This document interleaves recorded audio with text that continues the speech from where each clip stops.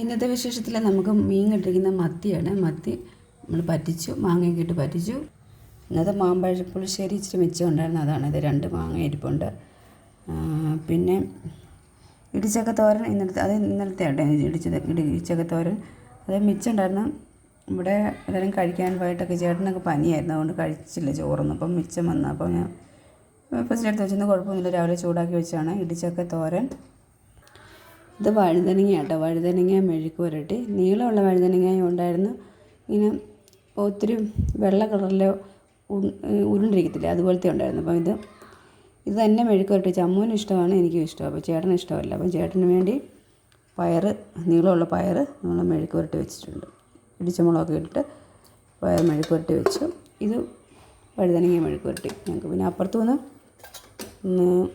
ചക്ക വേവിച്ചതും കൂമ്പ് തോരനില്ലേ, നമ്മുടെ വാഴക്കൂമ്പ് തോരനും കൂടെ എൻ്റെ കൂട്ടത്തിൽ വെച്ച് തന്നേക്കണം. ഇവിടെയും ചക്ക ഇരിപ്പുണ്ട്, അതിന് അരിഞ്ഞൊക്കെ വെച്ചതാണ്.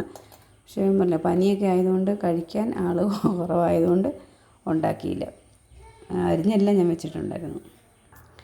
പിന്നെ ഇന്ന് ചേട്ടൻ്റെ ബർത്ത്ഡേ ആയിരുന്നു. രാവിലെ cake mango cake, fresh mango cake ഉണ്ടാക്കിയിട്ടുണ്ടായിരുന്നു. അപ്പം ഇന്നലെ തലേദിവസമൊക്കെ ഉണ്ടാക്കി വെച്ചു. എന്നിട്ട് ഇന്ന് വെളുപ്പിനെ ഞാൻ എണീച്ചിട്ട് പനിയായതുകൊണ്ട് ഞാൻ വെളുപ്പിനെ വിളിച്ച് കട്ട് ചെയ്ത് മോള് സ്കൂളിൽ കൊണ്ടുപോയി. പിന്നെ അടുത്തുള്ളവർക്കൊക്കെ കൊടുത്തു. പിന്നെ ബാക്കി ഇത്രയും മിച്ചമുണ്ട് ഇവിടെ. ഇത് ഞങ്ങൾക്കും കഴിക്കണം, പിന്നെ അമ്മൂൻ്റെ ട്യൂഷൻ ചേച്ചിക്കും കൊടുക്കണം. രാവിലെ എണീച്ച് വന്നാൽ കട്ട് ചെയ്തൊക്കെ വീഡിയോ എൻ്റെ കൂടെ ആഡ് ചെയ്തേക്കാം കേട്ടോ. പനിയാണെങ്കിലും ജോലിക്കൊക്കെ പോയി, പിള്ളേരെല്ലാം വെളിയിരിക്കുന്നു. കേക്ക് കട്ട് ചെയ്തുകൊണ്ട് എൻ്റെ കൂടെ ആഡ് ചെയ്യാവേ, വെളിയിരിക്കും അവർ.